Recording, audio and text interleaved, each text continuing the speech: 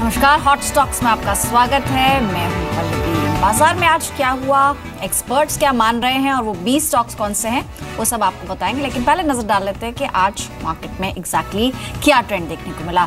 3 दिन से तेजी हमने देखी, लेकिन आज उस तेजी पर थोड़ा ब्रेक लग गया। नेगेटिव क्यूज थे ग्लोबल फ्रंट पर, जिसकी वजह से बाजार ऊपरी स्तरों पर ज्यादा देर टिक नहीं पाया। ओपनिंग अच्छी थी, निफ्टी 1800 के ऊपर खुला, लेकिन जल्द ही लाल निशान में फिसल गया और ज्यादातर समय 8750 के आसपास घूमता रहा।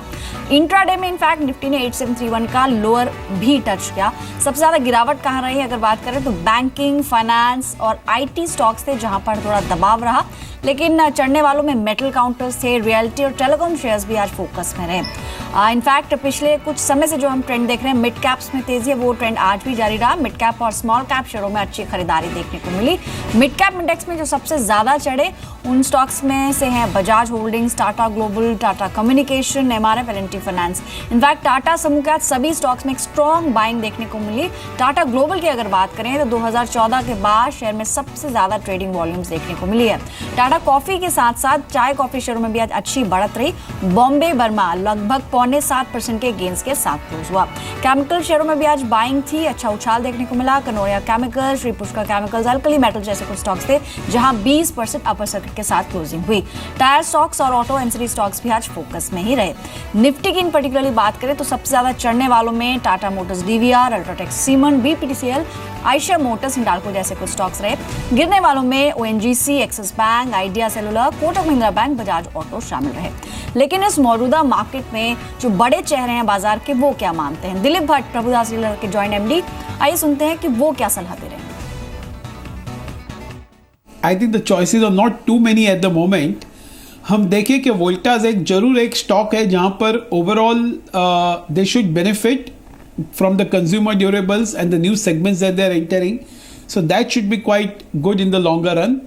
और अगर हम देखें कि जरा एक आउटलायर में थोड़ा बहुत वर्लपूल ठीक लग रहा है कि वर्लपूल में शायद अच्छा खासा मतलब if you take about 12 to 15 months, I think that it should be a quite rewarding. Cap space में बात करें तो मुझे लगता है कि I am talking across the sector, something like for example I will say Nagarjuna construction looks pretty good from these levels. I think Sadbhav looks pretty interesting from these levels. Hexaware जो है वो भी काफ़ी ठीक लग रहा है despite its presence in IT. तो मुझे लगता है it's a mixed bag of some of these things. और जैसे मैंने एक्साइड ऑलरेडी आपको बताया कि एक्साइड भी एक मिड कैप में काफ़ी ठीक लग रहा है। तो मुझे लगता है in the auto I will still go for Maruti और something like Tata Motors is something which we like. और जहां तक ऑटो एंसिलरी का कंसर्न है, मुझे सेक्टर है, मुझे लगता है something like an Exide looks pretty interesting at the moment. और टायर शेयर भी काफ़ी अच्छे रनअप कर चुके हैं, तो मुझे उसमें एकदम I wouldn't be in a hurry to buy the stocks. So I think I would look at something like Bharat Forge also, slightly on a longer term, but Bharat Forge is not just a domestic play, it's a play on the recovery even in US and even in Europe. तो इसके लिए एक Bharat forge उसमें और Exide, ये दो stock में जरूर हम ऑटो एसएलआर में देखना पसंद करेंगे। कई सारे पसंदीदा स्टॉक्स दिलीप भट्ट ने बताए, जिनमें अगर कुछ नाम लिए जाएं तो एक्साइड, मारुति, वोल्टास, वर्लपूल जैसे कुछ स्टॉक्स हैं जहां पर खरीदारी की जा सकती है। और साथ ही भारत फोर्ज, काफी पिटाई भारत फोर्ज की हुई, लेकिन अब एक रिकवरी मोड में है। इन स्तरों पर भारत फोर्ज में निवेश किया जा सकता है। आज के एक्सपर्ट किरण यादव भी हमारे साथ मौजूद हैं। किरण, वेलकम टू द शो। आज का जो ट्रेंड दिखा बाजार में, ऑलमोस्ट एक सीमित दायरे में ही कारोबार हुआ और इनफैक्ट ज्यादातर समय लाल निशान में ही निफ्टी रहा है और क्लोजिंग भी आज रेड में ही हुई है। अब इमीडिएट ट्रिगर्स अगर डोमेस्टिक फ्रंट पे देखें तो Q2 की अर्निंग्स हैं, मार्केट को किस रेंज में आप देख रहे हैं शॉर्ट टर्म के अंदर? Good evening Pallavi ji. मुझे लगता है कि निफ्टी एक रेंज में ही ट्रेड करेगा, 87 ऑन द लोअर साइड और 88 on the higher side. 8800 derivative data अगर देखते हैं तो बहुत ही बड़ा ओपन इंटरेस्ट एडिशंस देखे गए और इन लेवल से बहुत ऊपर जाने की संभावना अभी नहीं है। तो 8800 को क्रॉस करने के बाद ही हम शॉर्ट कवरिंग की रैली देख पाएंगे। डेरिवेटिव डेटा अगर जनरल देखते हैं तो सस्ता हो रहा है, पीसीआर 0.85 के नीचे आ रहा है, तो ये एक अच्छी बात है। अगर हम दूसरी बात करें तो 8700 वापस एक बार पुट राइटिंग बहुत अच्छी हुई है, तो ये एक अच्छा सपोर्ट बन के नजर आएगा। और 8730 पिछले 2 दिनों से लेवल रिस्पेक्ट कर रहा है, तो सपोर्ट्स बहुत नजदीक है, पर रेजिस्टेंस बहुत इंपॉर्टेंट है। और जिस तरीके से हमने एक पुल बैक रैली की है, उसके बाद एक टाइम करेक्शन होना बहुत लाजमी है। और ये अगर टाइम करेक्शन होता है और 8800 के ऊपर चलता है तो बिल्कुल तेजी करनी चाहिए। वापस एक बार आपको 9000 के लेवल जल्दी देखने को मिल जाने चाहिए। ऑलराइट, चलिए अब दर्शकों के भी सवाल शामिल करते हैं। सबसे पहले फोन लाइन पर हमारे साथ मौजूद है अशोक, इलाहाबाद से हैं। नमस्कार अशोक, पूछिए क्या सवाल है आपका।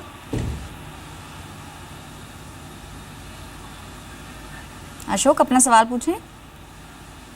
शायद उन तक आवाज़ नहीं पहुंच पा रही है, लेकिन अशोक जी का सवाल एसएमएस के जरिए भी उन्होंने शेयर किया है। एक्सिस बैंक पर इनका सवाल है। ऑलमोस्ट 25 शेयर्स हैं इनके पास, जो कि 590 के लेवल्स पे खरीदे हुए हैं। थोड़ी ऊपरी स्तरों की खरीदे, इनकी खरीद से थोड़ा नीचे है, 535 के लेवल्स पर ट्रेड कर रहा है। क्वांटिटी कम है किरण, तो आप क्या सजेस्ट करेंगे एक्सिस बैंक में क्या कर सकते हैं? और अगर कोई स्टॉप लॉस इन्हें मेंटेन करना हो तो कहाँ पर लगाएं? आज बैंकिंग शेयरों में ओवरऑल अब देखा जाए तो कमजोरी रही थी और ये भी दिन के निचले स्तरों के आसपास ही क्लोज हुआ है। पल्लवी जी, मुझे लगता है कि एक्सिस बैंक उतना अच्छा चार्ट स्ट्रक्चर नहीं है, तो इधर से जितना जल्दी हो सके निकल सकते हैं। अगर स्टॉप लॉस की बात करें तो बहुत दूर नहीं है करंट लेवल से। 530 को एक बहुत इंपॉर्टेंट सपोर्ट है। 530 के नीचे अगर ट्रेड करना चालू कर देगा तो मुझे लगता है कि और भी वीकली देखने को मिल सकती है। और ये स्टॉक क्षमता रखता है कि करीबन 490 से 500 रुपए तक नीचे आ सकता है। इन जनरल बैंकिंग सेक्टर के ये प्राइवेट बैंकिंग में एक्सिस ही वैसे वीक है। अगर इनको उसके अल्टरनेटिव्स है तो Kotak Mahindra bank, HDFC bank या इंडसइंड बैंक, ये 3 बैंक सजेस्ट कर सकता हूँ। ऑलराइट, चलिए अगले दर्शक से बात करते हैं। राकेश है इस वक्त फोन लाइन पर सूरत से। राकेश जी नमस्कार, बताइए क्या सवाल है आपका। मैडम नमस्कार। मेरे पास एसएसएल प्रोडक्शन के 81 पेयर है 327 पे, तो मुझे आपकी राय जाननी थी, इसमें सेल्स करें या होल्ड करें? ओके, ये आईपीओ के समय खरीदा है आपने? हाँ yes madam. Alright, in fact data तो इतना नहीं होगा किरण आपके पास, क्योंकि रिसेंट लिस्टिंग है, लेकिन काफ़ी डिसअपॉइंट किया है आईसीसी प्रू लाइफ ने as far as the listing is concern. अगर कुछ आप शेयर कर पाएँ आईसीसी प्रू लाइफ पर, क्या सलाह रहेगी आपकी? फिलहाल क्या करना चाहिए? इसमें काफ़ी ज़्यादा समय हुआ नहीं है, तो टेक्निकल पर्सपेक्टिव से तो सलाह देना थोड़ा मुश्किल होगा। जो कुछ डेटा है पल्लवी जी, उसके हिसाब से हम देना चाहेंगे। 300 का स्टॉप लॉस लगाना चाहिए। जब तक 300 के ऊपर है तब तक होल्ड करना चाहिए। आज जिस तरीके के वॉल्यूम के साथ ये स्टॉक उछला है, तो मुझे लगता है कि अगले 1-2 ट्रेडिंग सेशंस में इसमें दम कम रहेगा। ऑन द हायर साइड कितना ऊपर जा सकता है ये कहना मुश्किल है, पर अभी के लिए होल्ड करें, स्टॉप लॉस का इस्तेमाल करें। जैसे स्टॉक ऊपर जाता है तो ट्रेलिंग स्टॉप लॉस का इस्तेमाल करते हुए हम इसका ज्यादा से ज्यादा मुनाफा ले सकते हैं। ऑलराइट, कुछ और सवाल शामिल करते हैं। एसएमएस आया है मोहनलाल का नागपुर से, एंड ये मार्क्सन्स पर जाना चाह रहे हैं। इनफैक्ट मिड कैप फार्मा में अच्छी बाइंग हमने देखी है, हालांकि दिग्गज जो है वो थोड़े कमज़ोर ज़रूर दिखे हैं। मार्क्सन्स इनकी खरीद है 77 की और इनकी खरीद से काफ़ी नीचे है। मार्क्सन्स फार्मा पर क्या सलाह रहेगी किरण? हाल ही का ट्रेंड पिछले 1.5-2 महीने में बहुत अच्छा दिखाई दे रहा है, तो मुझे लगता है कि होल्ड करना चाहिए। जहाँ पे उनकी बाइंग प्राइस है वो बहुत दूर है, पर उधर तक जाएगा कि नहीं कहना अभी तक मुश्किल है। तो मुझे लगता है कि अच्छा बेस बिल्डिंग फॉर्मेशन हुआ है। करीबन 4-6 महीने से ये रेंज में स्टॉक ट्रेड कर रहा था, करीबन 40 on the lower side, 55 on the higher side, और इस रेंज से अभी हम निकल रहे हैं। तो मुझे लगता है, और अच्छे वॉल्यूम के साथ निकल रहा है, तो इसका मतलब हुआ कि डिमांड ओवर पावरिंग सप्लाई। तो मुझे लगता है कि अभी के लिए होल्ड करना चाहिए, ट्रेलिंग स्टॉप लॉस का इस्तेमाल करना चाहिए। अभी के लिए स्टॉप लॉस रहेगा करीबन 50 रुपए का, और एक बार ये स्टॉक करीबन 65 के लेवल्स क्रॉस कर दे तो एक अच्छी मूव आपको देखने को मिल सकती है। नेक्स्ट रेजिस्टेंस के तौर पे अगर लॉन्गर टर्म चार्ट देखते हैं तो नेक्स्ट रेजिस्टेंस करीबन 90 लेवल्स के करीब आता है। तो मुझे लगता है कि ये स्टॉक 90 लेवल्स के जाने की क्षमता रखता है, तो होल्ड करें। अभी के लिए स्टॉप लॉस 50 रुपए। तो मिड टर्म में थोड़ा करेक्शन देखने को मिल सकता है, लेकिन 90 रुपये तक के टारगेट्स किरण मानते हैं कि इसमें दिख सकते हैं। फिलहाल बने रहें। फोन लाइन पर इस वक्त ऋषि हैं, बेंगलुरु से जुड़े हैं। गुड इवनिंग ऋषि, पूछिए क्या सवाल है आपका। अभी डिस्मन फार्मा के शेयर खरीदे हुए हैं। ओके, 100 शेयर हैं 170 के रेट से। अभी तो रेट ठीक चल रहा था, लेकिन आज कुछ गिर रहा था रेट, क्या करना चाहिए? ओके, चलिए 170 पर आपने खरीदा है, अभी भी मुनाफे पर ही बैठे हैं। कितना समय इसे दे पाएंगे, अगर आप थोड़ा सा एक्सप्लेन कर पाएं? टाइम तो और दे सकता हूँ, लेकिन अभी और रुकना चाहिए या गिरेगा आगे नीचे? ओके ओके, चलिए ठीक है। आज की जो गिरावट है किरण, यही आपसे सवाल है इनका कि इस गिरावट में क्या थोड़ा घबराने की ज़रूरत है? आप कोई स्टॉप लॉस इन्हें बता दें, सो दैट कि जो इन्होंने मुनाफा कमाया है वो ये आगे कैरी कर सके और इन्हें नुकसान ना हो। पल्लवी जी, चार्ट पैटर्न बहुत ही बेहतरीन है। इस निवेशक को बिल्कुल डरने की जरूरत नहीं। इसने एक एसेंडिंग ट्रायंगल पैटर्न का ब्रेकआउट दिया करीबन 190 के करीब। उसके बाद ये स्ट्रेट 190 से लेके 260 270 तक चला गया था। तो इतने बड़े रैली के बाद छोटा सा करेक्शन आना लाजमी है, और इस इन्वेस्टर को ये जानना चाहिए कि विदाउट करेक्शन अगर ये स्टॉक चलता रहेगा तो उसी एंगल से नीचे आएगा। तो ये करेक्शन हेल्दी होगा। मुझे नहीं लगता बहुत बड़ा करेक्शन आएगा। वर्स्ट केस सिनेरियो 230 तक नीचे आ सकता है, 230 225 हो सकता है। अभी के लिए 210 का स्टॉप लॉस के साथ होल्ड करने की सलाह होगी। नेक्स्ट रेजिस्टेंस के तौर पे 262 265 एक रेजिस्टेंस रहेगा, पर मुझे लगता है कि अगले एक साल के अगर व्यू रखे ये इन्वेस्टर तो इधर से डबलर दिखाई देता है, यानी 500 के ऊपर जाने की संभावना ये बनती है, क्योंकि ये स्टॉक ऑल टाइम हाई के लेवल्स के ऊपर ट्रेड कर रहा है। ओपन ब्लू स्काई है तो नो रेजिस्टेंस जोन है, मार्केट आउट परफॉर्मेंस देखने को मिलेगा। बिल्कुल लॉन्ग टर्म के हिसाब से बने रहना चाहिए। जी, तो लंबी अवधि के लिए जो आपने निवेश का विकल्प चुना है अच्छा है, और चार्ट भी इसका स्ट्रॉन्ग लग रहा है। थोड़ी गिरावट ज़रूर इसमें दिखी है, लेकिन इस गिरावट से आप घबराएं नहीं। अगला सवाल हमें भेजा है संजय भगत ने सूरत से, और ग्लाइकोल अलॉयज पर इनका सवाल है। ऑलमोस्ट 75 की इनकी बाइंग है, क्वांटिटी है 170 शेयर्स की। इनफैक्ट ओवरऑल मेटल स्टॉक्स में देखें तो फिलहाल पिछले कुछ सेशन से हम देख रहे हैं कि अभी एक अच्छा रनअप देखने को मिल रहा है। इनको भी अपनी खरीद पर फायदा ही हो रहा है। क्या सलाह रहेगी आपकी, ग्लाइकोल अलॉयज में क्या करना चाहिए? इनकी बाइंग जो है 75 के लेवल्स पर है, यानी एक अच्छे मुनाफे पर बैठे हुए हैं। कौन सा स्टॉक बोला आपने? Glycol alloys. क्षमा चाहता हूँ, ये इसका चार्ट मेरे पास नहीं है, तो मैं इस पे कमेंट कर नहीं पाऊंगा। इनफैक्ट अगर इन मेटल पैक में से कोई स्टॉक आपको चुनना हो तो आप कोई सजेस्ट कर पाएंगे? फ्रेश बाइंग कहाँ पर की जा सकती है? टाटा स्टील पे ही मेरी नजर है, जहाँ पे स्टील सेक्टर को बहुत अच्छा दिखाई दे रहा है, और ये उस तरीके से बड़ा नहीं है। तो मुझे लगता है कि टाटा स्टील एक बहुत बड़ा कैंडिडेट रहेगा। अच्छा कंसिडरेट किया है ब्रेकआउट के बाद। ये स्टॉक ऊपर जाते हुए मैं देख रहा हूँ। मुझे लगता है कि 360 के स्टॉप लॉस के साथ अभी भी लॉन्ग पोजीशन बनाए जा सकते हैं। इन द नियर टर्म, यानी 3 से 6 महीने के अगर रिव्यू दे तो इजीली 500 रुपए के ऊपर के टारगेट्स आपको देखने को मिल जाने चाहिए। इसी क्षेत्र में हिंडाल्को की बात करें, हिंडाल्को भी अच्छा दिखाई दे रहा है, वेदांता अच्छा दिखाई दे रहा है। तो बेसिकली मेटल पैक भी अच्छा दिखाई दे रहा है। जी, तो मेटल पैक के अंदर आज टाटा स्टील में बाइंग की जा सकती है। कुछ और सवाल लेते हैं। इस वक्त सवाल एसएमएस पे है, मयंक ने भेजा है वेस्ट बंगाल से। विप्रो पर ये जानना चाह रहे हैं। इनफैक्ट इनकी जो बाइंग है 577 के लेवल्स पर है। 200 शेयर्स इन्होंने खरीदे हुए हैं, और इनकी खरीद से नीचे ही है, नुकसान में बैठे हैं।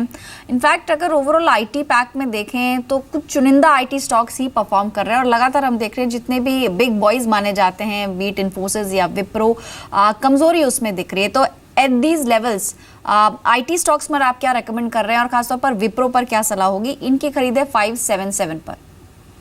आईटी इंडेक्स अगर देखते हैं तो एक डाउन ट्रेंड में है, लोअर टॉप लोअर बॉटम कर रहा है। तो ऐसे माहौल में जहाँ पे मार्केट ऊपर जा रहा है, ये एक नेगेटिव फैक्टर दिखाई दे रहा है। मुझे लगता है कि आईटी क्षेत्र से पैसा निकल के दूसरे क्षेत्र में जा रहा है। तो ऐसे दिनों में ऐसे स्टॉक से दूर रहना ही अच्छा रहेगा। विप्रो की बात करें तो एक डिसेंडिंग ट्रायंगल पैटर्न फॉर्मेशन में ट्रेड कर रहा है। अभी तक ब्रेकआउट नहीं हुआ है, पर जल्दी होने की संभावना बन जाती है। और अगर बढ़ता भी है तो बहुत बड़े रेजिस्टेंसेस है कंसिस्टेंटली। तो मार्केट आउट परफॉर्मेंस नहीं होगा, और एक दूसरी बात, इन्वेस्टर को रिटर्न ऑन इन्वेस्टमेंट नहीं मिलेगा। हर निवेशक को आरओआई बहुत इंपॉर्टेंट होता है, और ये ऐसा स्टॉक नहीं है जहाँ पे आरओआई इस इन्वेस्टर को मिलेगा। तो ऐसे स्टॉक से दूर रहने की सलाह होगी, और जिनके पास है उनको बेचने की सलाह होगी। ऑलराइट, यानी कि फ्रेश बाइंग की सलाह यहाँ पर नहीं दी जा रही है और इनफैक्ट आईटी के अंदर ही जो छोटे आईटी काउंटर्स है वहाँ पर थोड़ा फोकस किया जा सकता है। विप्रो से निकल जाने की सलाह आपको दी जा रही है, किसी भी रैली में आप निकल सकते हैं। लेकिन अब बात करते हैं टॉप 20 स्टॉक्स की, जहाँ पर अगले सेशन में यानी कि कल के सेशन में आपको नजर रखनी है। इंट्राडे के पर्पज से सभी कॉल्स बताई जा रही हैं। पहला स्टॉक है मेक मनी ऑर्गेनिक्स। 2008 के उच्चतम स्तर के करीब शेयर पहुंचा है। जोरदार वॉल्यूम्स के बीच खरीदारी होती हुई दिख रही है। आप यहाँ पर 53 के टारगेट्स के लिए खरीदारी कर सकते हैं। 49 का एक स्टॉप लॉस आपको मेंटेन करना होगा। मार्केटर हमारा अगला स्टॉक है। सभी अहम एवरेजेस के ऊपर स्टॉक आज क्लोज हुआ है। निचले स्तरों से एक रिवर्सल पैटर्न देखने को मिला है। 54 के टारगेट्स के लिए आप खरीदारी करें, 48 का स्टॉप लॉस लगाएं। गीतांजलि जेम्स होगा अगला काउंटर। लगातार 4 सत्रों से खरीदारी इसमें दिखी है और सितंबर के बाद से भारी वॉल्यूम्स के साथ एक अच्छी तेजी देखने को मिली है। यहाँ पर आप खरीदारी कर सकते हैं। 75 के टारगेट्स के लिए 68 का एक स्टॉप लॉस आपको लगाना होगा। NIT लिमिटेड हमारा अगला स्टॉक है। पिछले हफ्ते की गिरावट अब स्टॉक में कुछ समती भी दिख रही है और निचले स्तरों से पुल बैक देखने को मिला है। आज के सेशन में भी इसमें आप तेजी रही है। 103 रुपए के लिए आप खरीदारी कर सकते हैं। 95 का स्टॉप लॉस आपको मेंटेन करना होगा। हमारा अगला स्टॉक होगा सदर्न पेट्रो। यहाँ पर 200 डेमा के ऊपर शेयर आज क्लोज होने में कामयाब रहा है। अगर इसके मंथली चार्ट्स भी देखें तो एक पुल बैक देखने को मिला है। 24 के टारगेट्स के लिए आप खरीदारी कर सकते हैं। 21 का एक छोटा स्टॉप लॉस आपको मेंटेन करना होगा। GMDC अगला स्टॉक है, जहां पर कल के सेशन में नजर रखनी है। शेयर में वॉल्यूम्स के साथ खरीदारी दिखी है और चुनिंदा मेटल माइनिंग शेयरों में अच्छी तेजी देखने को मिल रही है, जिसका फायदा इस स्टॉक को भी होगा। आज के सेशन में भी 6% की तेजी के साथ क्लोज हुआ है। 98 तक के टारगेट्स कल के सेशन में अचीव हो सकते हैं। 90 रुपीज का एक स्टॉप लॉस आपको मेंटेन करना होगा। PPAP auto, in fact auto ancillary space में अच्छी तेजी देखने को मिल रही है। अब तक के सबसे उच्चतम स्तर पर स्टॉक क्लोज हुआ है। 204 के टारगेट्स इसमें अचीव हो सकते हैं कल के सेशन में, लेकिन 190 का एक स्टॉप लॉस आपको मेंटेन करना होगा। टाटा इन्वेस्टमेंट, जैसे कि हमने कहा, टाटा ग्रुप के शेयरों में अच्छी खरीदारी दिखी है। यहाँ पर भी आज सभी अहम एवरेजेस के ऊपर शेयर क्लोज हुआ है, तो 660 के टारगेट्स कल के सेशन में दिख सकते हैं। यहाँ पर आप खरीदारी कर सकते हैं 630 के स्टॉप लॉस के साथ। आज भी 4.5% के मूव के साथ ही स्टॉक क्लोज हुआ है। अगला स्टॉक है इन्फो एज। शेयर में जो अंतिम चरण था वहां पर एक स्ट्रॉन्ग बाइंग इमर्ज हुई। 2016 के सबसे उछले स्तर पर ये क्लोज हुआ है स्टॉक। कल के सेशन में 970 तक के टारगेट्स अचीव हो सकते हैं। 930 का स्टॉप लॉस आपको मेंटेन करना होगा। हमारा 10वां स्टॉक है पंजाब केमिकल्स। आज केमिकल शेयरों में जबरदस्त खरीदारी देखने को मिली है और लगातार 4 सत्रों से इस शेयर में बाइंग ही देखने को मिल रही है। आगे भी मोमेंटम जारी रह सकता है। 205 रुपए के टारगेट्स के लिए आप इसमें खरीदारी करें। 194 का एक स्टॉप लॉस आपको मेंटेन करना होगा। 10 स्टॉक अब तक हमने आपको बताया। किरण, अगर आपने कोई भी स्टॉक सुना हो या फॉलो किया हो, किसी पर कोई कमेंट शेयर करना चाहेंगे? केमिकल क्षेत्र में स्टॉक्स बहुत ही अच्छे दिखाई दे रहे हैं। तो आपने जो लास्ट स्टॉक रेकमेंड किया है पंजाब केमिकल्स, उसमें थोड़ी सी मोमेंटम दिखाई दे रही है। मुझे लगता है कि इधर से 218 225 के लेवल से जल्दी देखने को मिलेगा। दूसरा स्टॉक जो मुझे पसंद है और चार्ट के हिसाब से बहुत अच्छा है वो Naukri.com है। नौकरी का स्टॉक है। मुझे लगता है कि ये बहुत अच्छे कंसल्टेशन के बाद ये स्टॉक निकल रहा है, बहुत अच्छे वॉल्यूम्स के साथ निकल रहा है। तो इधर एक बहुत बड़ी अपसाइड देखने को मिल सकती है। अगले 6-8 महीने में ये स्टॉक करीबन 1400 से 1450 तक जाने की संभावना है, यानी करीबन 50% रिटर्न्स इधर से दिखते हैं। और मेरा पसंदीदा स्टॉक नौकरी रहेगा, जिसको इन्फो एज के नाम से भी जाना जाता है। मुझे इधर से अगर बाय करते हैं तो स्टॉप लॉस करीबन 885 का रख के नए ट्रेड्स इनिशिएट करनी चाहिए। ऑलराइट, तो इंट्राडे के पर्पस से अब तक 10 स्टॉक्स हमने आपको बताया, लेकिन अब 11वां स्टॉक जान लेते हैं। अपोलो टायर्स का स्टॉक है अगला जो लिस्ट में है। 240 रुपए के टारगेट्स के लिए आप खरीदारी कर सकते हैं। इनफैक्ट रबर कीमतों में जो गिरावट आई है उससे टायर शेयरों में अच्छी खरीदारी देखिए, क्योंकि एक ऑलमोस्ट 50 to 70% हिस्सा रबर कीमतों का लागत से जुड़ा हुआ है। तो अगर रबर कीमतें गिरती हैं तो ऐसे में लागत कंपनियों की कम हो जाएगी और Q2 में जितनी भी टायर कंपनियां उनके मार्जिन में 5 से 10% तक का सुधार दिखने की उम्मीद है, जिसके चलते हमने देखा है कि पिछले कुछ सेशन से टायर स्टॉक्स में तेजी देखने को मिली है। 240 के टारगेट्स के लिए बाय करें। 226 का एक स्टॉप लॉस आपको मेंटेन करना होगा। अदानी ट्रांसमिशन अगला स्टॉक है लिस्ट में। यहाँ पर आज एक खबर भी है। रिलायंस इंफ्रा के साथ कंपनी ने डील साइन की है और इससे कंपनी की EPS में इजाफा होने की उम्मीद है। रकम का जो इस्तेमाल होगा वो कंपनी कर्ज भुगतान पर करेगी, तो डेफिनेटली कंपनी के लिए एक पॉजिटिव ट्रिगर साबित हो सकता है। 46 के टारगेट्स के लिए खरीदारी करें। आज के सेशन में भी ऑलमोस्ट 7.5% के गेंस देखने को मिले। कल के सेशन में 42 के स्टॉप लॉस के साथ आप इसमें बाय कर सकते हैं। अगला स्टॉक है जयश्री टी। चाय कॉफी शेयरों में आज अच्छी खरीदारी देखने को मिली है। आगे भी ये मोमेंटम जारी रहने की उम्मीद है, क्योंकि अब विंटर्स की शुरुआत होने वाली है। ऐसे में टी कॉफी शेयरों का एकदम से फोकस उन पर डेफिनेटली दिखेगा। कल के सेशन में 111 रुपए के टारगेट्स के लिए आप खरीदारी कर सकते हैं। 104 रुपए का स्टॉप लॉस आपको मेंटेन करना होगा। श्री रेणुका शुगर अगला स्टॉक है जहां पर नजर रखनी है। कल के सेशन में 29 रुपीज के टारगेट्स के लिए खरीदारी करें। एक अच्छा रनअप चीनी शेयरों में हमने देखा है और आगे भी ये मोमेंटम जारी रह सकता है। इनफैक्ट महाराष्ट्र और उत्तर प्रदेश से कुछ अच्छी खबरों के दम पर ये तेजी आगे भी रह सकती है। कीमतों में बढ़त की उम्मीद जरूर है, लेकिन इसमें आप इंट्राडे के पर्पज से खरीदारी कर सकते हैं। टारगेट्स 29 के और स्टॉप लॉस 15 का मेंटेन करना होगा। अगला स्टॉक है टाटा ग्लोबल। इनफैक्ट शेयर में 2014 के बाद सबसे बड़ी तेजी आज देखने को मिली और ऑलमोस्ट 2 साल में सबसे हाईएस्ट कह सकते हैं ट्रेडिंग वॉल्यूम्स के साथ आज कारोबार हुआ है। यहाँ पर खरीदारी कर सकते हैं आप। आज के सेशन में भी स्ट्रॉन्ग बाइंग थी, 8% की जंप के साथ स्टॉक क्लोज हुआ है। 160 के टारगेट्स के लिए खरीदारी करें। 151 का एक स्टॉप लॉस आपको मेंटेन करना है। ग्रुप फाइनेंस है हमारा अगला स्टॉक। इनफैक्ट कंपनी के सोमवार को Q2 के नतीजे आएंगे और उससे पहले खरीदारी देखने को मिल सकते हैं। क्रेडिट कॉस्ट में कमी से मार्जिन्स में भी सुधार की उम्मीद जताई जा रही है। कल के सेशन में 360 के टारगेट्स के लिए इसमें खरीदारी करें। 344 का एक स्टॉप लॉस आपको मेंटेन करना होगा। तो अब तक हमने आपको 16 स्टॉक बताया, लेकिन 17वां स्टॉक कौन सा है? KPIT टेक। यहाँ पर खरीदारी कर सकते हैं। शेयर दिन की ऊंचाई के करीब ही क्लोज हुआ है। 139 तक के टारगेट्स कल के सेशन में देख सकते हैं। 130 का एक स्टॉप लॉस आपको लगाना होगा। छोटे और मझौले IT काउंटर्स में अच्छी बढ़त देखने को मिल रही है और आगे भी ये मोमेंटम जारी रह सकता है। M&M फाइनेंशियल सर्विसेज ये अगला स्टॉक है जहां पर आपको नजर रखनी है। मजबूत ऑटो बिक्री से लोन डिमांड में एक मजबूती देखने को मिलेगी और फेस्टिव सीजन की भी शुरुआत हो चुकी है। इस दौरान मांग भी बढ़ने की उम्मीद है। एक पॉजिटिव ट्रिगर कंपनी के लिए 390 के टारगेट्स के लिए बाय करें। 370 का स्टॉप लॉस आपको मेंटेन करना होगा। इसके अलावा बराक वैली सीमेंट ये एक स्टॉक है। छोटे सीमेंट शेयरों में एक अच्छी खरीदारी देखने को मिली और आगे भी ये बढ़त जारी रह सकती है। 26 के टारगेट्स के लिए खरीदारी करें। एक छोटा स्टॉप लॉस 24 रुपीज का मेंटेन कर सकते हैं। आज के सेशन में ऑलमोस्ट 13% के इंट्राडे गेन्स देखने को मिले और कल भी मोमेंटम जारी ही रह सकता है। आखिरी स्टॉक GSFC केमिकल एग्री शेयरों में अच्छी खरीदारी देखने को मिली है और सेक्टर की बाकी कंपनियों के मुकाबले ये शेयर थोड़ा सस्ता है, इसलिए यहाँ पर खरीदारी कर सकते हैं। इंट्राडे में 94 तक के टारगेट्स कल अचीव हो सकते हैं। 87 का स्टॉप लॉस आपको मेंटेन करना होगा। किरण, ये जो रिमेनिंग 10 स्टॉक्स हमने बताए इसमें से कोई कमेंट आप शेयर करेंगे किसी भी स्टॉक पर?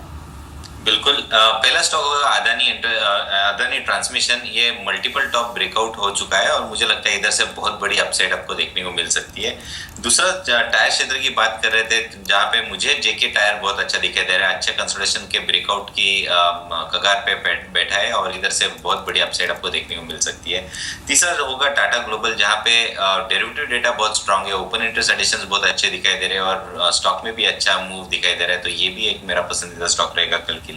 और Mahindra and Mahindra finance evergreen stock है जहाँ पे NBFC सारे के सारे बहुत अच्छे कर रहे हैं और ये भी एक मल्टीपल टॉप ब्रेकआउट का कर दिया है, तो मुझे लगता है इधर भी मोमेंटम आना लाजमी है।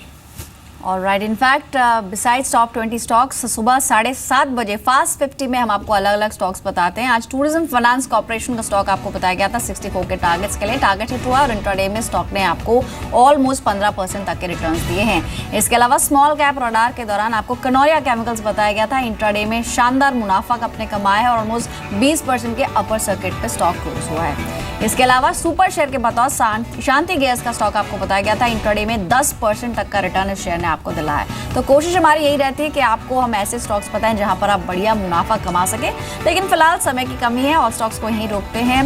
किरण, को डिस्क्लोजर आपकी तरफ से?